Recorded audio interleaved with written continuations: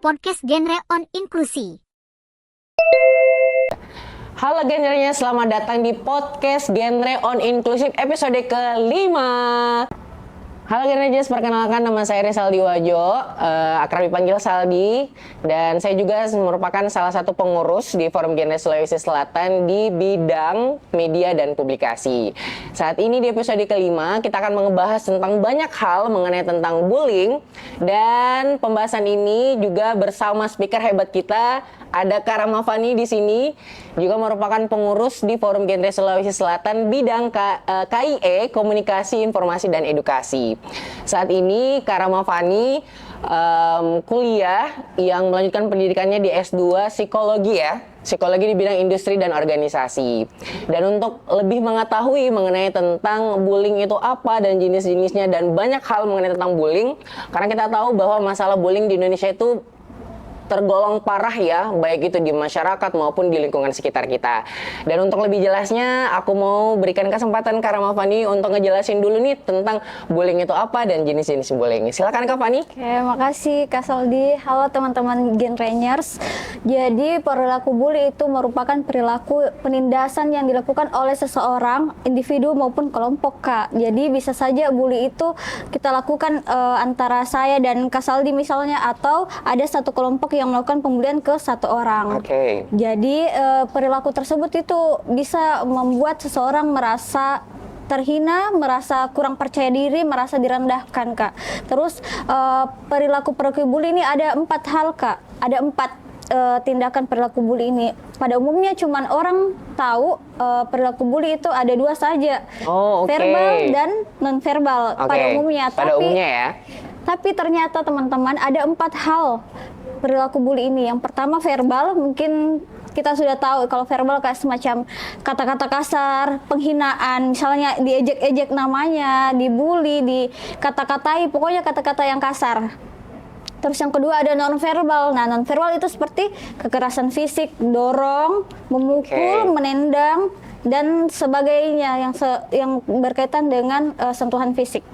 Terus yang ketiga ada pembulian relasi atau sosial. Ini seperti ketika kita dalam kelas misalnya Kak, ini sering terjadi di sekolah, di mana misalnya ada pembagian kelompok nih Kak, ada pembagian kelompok terus disuruh pilih mau dibagi sendiri atau dibagikan. Nah kalau dibagi sendiri kita akan memilih teman-teman tak siapa yang mau jadi anggota kelompok. Nah ketika ada satu orang yang tidak ada yang pilih untuk mengambil menjadi teman kelompok, kan otomatis sendiri merasa tersudutkan, merasa dikucilkan. Itu merupakan salah satu bentuk pembulian pembulian juga Kak.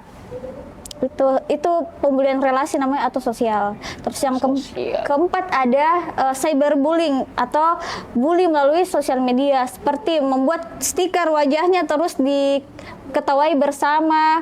Kayak kan pembulian itu terjadi ketika kita tidak menerima kalau itu adalah candaan. Kalau satu orang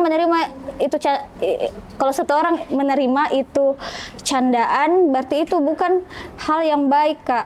Itu menurutku, karena kalau misalnya kita ini lagi bercanda terus hanya saya yang ketawa tapi kakak tidak merasa itu lucu, berarti saya sudah termasuk membuli Kak Saldi. Kayak seperti itu Kak. 4 jenis bully yang sering terjadi di sekitar Oke, sebenarnya bullying ini juga termasuk ke dalam batasan diri kali ya Kak. Betul, karena betul. memang banyak orang yang ngerasa bahwa sesuatu hal bercanda itu dia ngerasa bahwa itu hal lazim. Padahal kalau setiap orang itu beda-beda, responsifnya orang juga beda-beda kan. Betul. Kayak misalnya nih ada orang yang diejek bla bla bla, terus dia ngerasa kayak baik-baik aja.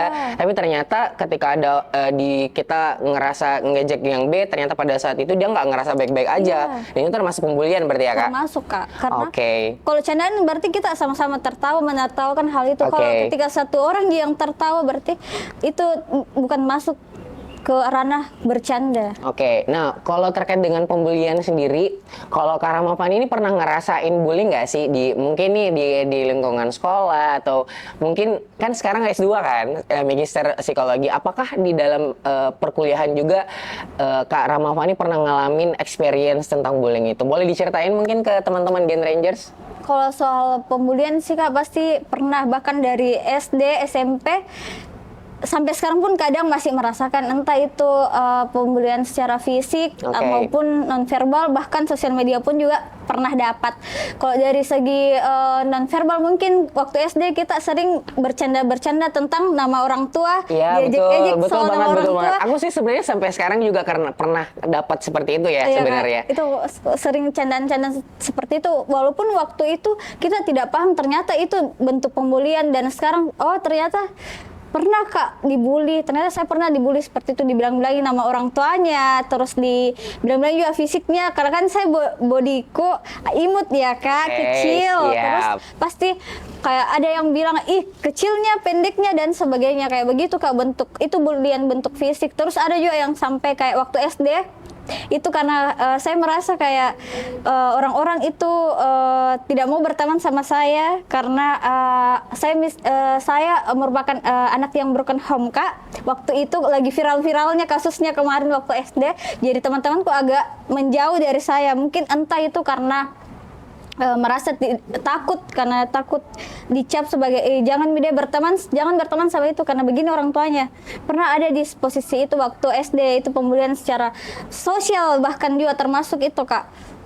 Gitu sih. Oke, terus gimana sih tanggapan Kak Rahmafani sendiri terkait bullying yang Kak Rahmafani alamin pada saat itu? Apakah memang pada saat itu Kak Rahmafani ngebales orangnya, ataukah mungkin hanya diam aja, atau adakah memang teorikal yang menjelaskan tentang gimana cara kita bersikap untuk ngebalas bullying tersebut? Kalau untuk saat itu karena saya posisinya belum tahu ternyata itu yang dibilang bully, dari sekian pengalaman bully, dan sampai sekarang saya masuk di psikologi juga itu merupakan salah satu faktor Kak yang mendorong saya untuk masuk di psikologi, karena supaya ilmu yang saya dapat di psikologi nanti ini bisa saya sosialisasikan ke generasi-generasi berikutnya agar menghindari perilaku tersebut, karena setidak nyaman itu diperlakukan seperti itu. Oke, betul.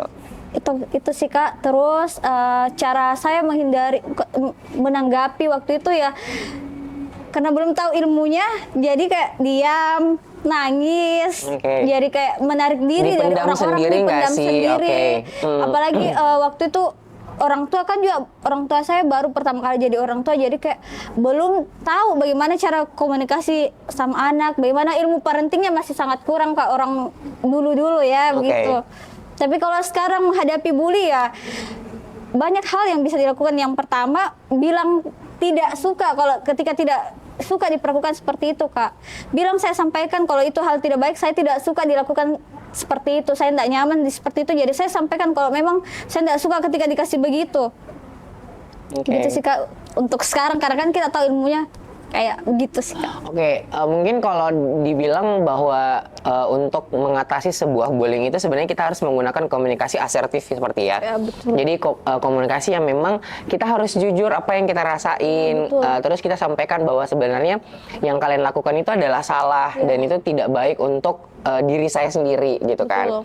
Nah, dari tekanan-tekanan itu sebenarnya motivasi yang paling besar buat Kak Rahmafani sendiri bertahan dari bullying itu sebenarnya apa sih sebenarnya? Kalau dari motivasi di waktu itu Kak, mungkin kalau mungkin memang ada masanya ketika kita dibully, terus kita merasa sedih, kecewa, merasa tidak menerima kenapa hal ini harus terjadi ke saya. Terus tapi ada kemudian pikiran muncul, kalau saya masih seperti ini, saya tidak akan maju, saya tidak akan berkembang, masih banyak hal-hal yang baik. Bukan cuma mereka yang bisa jadi temanku, masih ada orang-orang baik di luar sana yang bisa menjadi temanku. Jadi kalau saya berhenti di sini, mereka akan senang dong melihat saya menderita. Jadi harus Kak tunjukkan kalau bisa kalau bahagia tanpa ada di lingkungan seperti itu. Harus keluar lebih ke bahasanya sekarang itu toxic relationship-nya di cut off untuk menghindari hal-hal seperti itu. Jadi dari toxic sebenarnya relationship ini bukan hanya berhubungan tentang hubungan pacaran atau hubungan apapun ya, tapi ini kita mengarah kepada teman yang memang banyak banget hal yang teman-teman udah lakuin ke kita itu ternyata dia pikir baik, ternyata itu berdampak buruk ke kita kan ya. Dan memang memang sebagai seseorang yang paham akan hal tersebut, ya mungkin solusinya dari Kak Fani tadi sendiri mengatakan bahwa lebih baik untuk menghindari orang-orang yang memang berperilaku seperti itu. Iya, betul. Itu yang pertama. Terus yang kedua, boleh saja kita mengkomunikasikan dengan baik, menyampaikan pendapat kita dengan baik kepada orang tersebut, sehingga ketika kita menyampaikan dia juga tidak merasa tersinggung kan. Istilahnya betul, bahwa kita tetap menjaga hubungan baik antara teman-teman kita atau di lingkungan sekitar kita. Oke. Nah, karena kita ngebahas tentang bullying, kemudian tadi ada 4 jenis-jenis bullying itu, ada verbal, non-verbal, terus kayak cyberbullying juga dengan relasi. Aku mau memberikan kesempatan buat Kak Rama Fani bisa ngasih pesan positif kepada teman-teman Gen Rangers seluruh Indonesia, ya terkhususnya orang-orang yang pernah ngerasain tindakan bullying itu gitu, baik di sekolahnya, di kampusnya, atau dimanapun. Silakan Kak Fani buat teman-teman Gen Rangers seluruh Indonesia buat situ. Sebelum masuk ke pesan positif, mungkin Kak ini mau saya sampaikan, kalau kadang-kadang kita ini bisa jadi pelaku dan korban. Ya betul banget, bully. Ya. Kadang-kadang karena pelaku itu kadang nggak sadar apa yang dilakukan, menurutnya dia sudah benar nih, ternyata dia salah. Kadang mungkin saya juga pernah jadi pelaku bully ya Kak, tanpa sengaja saya sakiti hatinya orang, mungkin saya bilang-bilangi padahal saya bermaksud bercanda, tapi dia anggap itu bukan sesuatu yang bisa dibercandakan gitu Kak. Oke. Jadi memang kita perlu juga introspeksi diri, karena kan memang kita nggak tahu gimana respon seseorang ketika kita mungkin pada saat itu bercanda dan ternyata itu kelewatan menurut dia, dan ada juga yang menganggap hal biasa. Jadi bullying itu sebenarnya berasal dari kamu dan aku gitu ya, istilahnya seperti itu. Jadi aku dan kamu. Tapi yang paling terpenting dalam bersosialisasi dengan teman dan lain sebagainya, kita harus menghargai satu sama lain. Dan yang paling penting adalah mengetahui batasan diri. Ya, kita harus mengetahui batasan diri orang lain, karena tidak semua orang itu sama. Bahkan orang kembar pun pasti itu berbeda. Ya, itu yang paling penting. Kita harus menghargai satu sama lain, kemudian mengetahui batasan dirinya. Nah, yang tadi aku bilang pesan positif kepada Gen Rangers, Kak Fani boleh disampaikan ke teman-teman yang lain supaya teman-teman juga yang pernah merasa dibully, kemudian atau pernah juga menjadi seorang pembuli, bisa lebih berpikir kembali untuk berkomunikasi dengan baik, kemudian bisa mungkin termotivasi dari bullying itu untuk menjadi lebih baik lagi. Silakan Kak Fani. Oke, terima kasih Kak Saldi. Jadi untuk teman-teman Gen Rangers yang di luar sana yang pernah mengalami bully atau pernah melakukan bully, untuk teman-teman yang sedang dalam kondisi dibully pun, sekarang pesan saya mungkin lebih ke sayang sama dirinya sendiri, lebih meningkatkan kesadaran diri dengan meninggalkan ketika lingkungan itu sudah tidak sehat, lingkungan itu sudah bikin tidak nyaman, memberikan tekanan, memberikan hal-hal yang bisa merusak mentalnya kalian. Silakan tinggalkan, tidak apa-apa untuk meninggalkan sesuatu yang bisa merusak mental kita. Lebih baik kita menarik diri untuk menjaga diri sendiri. Terus untuk batasan diri juga teman-teman mungkin bisa diperbaiki komunikasinya ke orang lain untuk menjaga lagi lisannya, karena kita tidak tahu ketika kita berkata-kata apakah dia tersinggung, sakit hati, dan bisa jadi doa orang yang tersakiti itu akan dikabulkan. Itu sih Kak. Oke, teman-teman, itu tadi pesan positif dari Kak Fani ya. Nama panjangnya Rahmawani ya, tapi dipanggilnya Kak Fani.